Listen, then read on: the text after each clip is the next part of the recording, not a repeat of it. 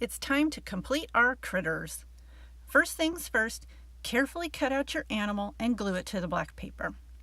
Notice that I only put a small amount of glue around the edges. You don't need to drown the poor animal in a pool of glue.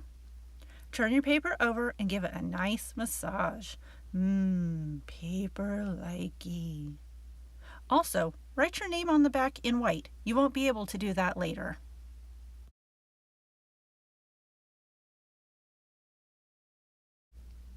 Complementary colors are placed opposite of each other on the color wheel. There are 3 pairs of complementary colors. When you place the colors next to each other, they appear brighter. Decide which pair of complementary colors you want to use, and we'll get started. For my zebra, I chose the complementary colors red and green. Choose one color and carefully paint all of the stripes or spots on your animal. Start from the middle of your paper and work towards the sides to keep from smearing the paint on your arms and all over your masterpiece. Before you wash your brush, double check and make sure that you have painted everything with your first color. For example, my zebra's head will be green, so I need to paint her muzzle red.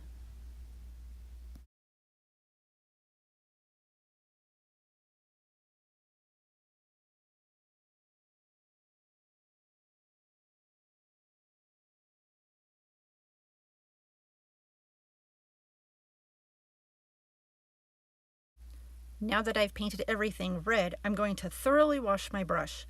If I still see red paint, I need to keep washing.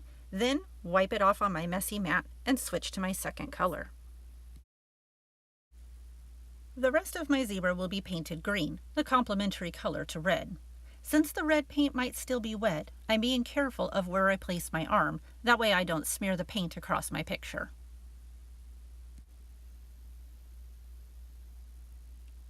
On a scrap piece of paper, write a nice compliment that your animal might say.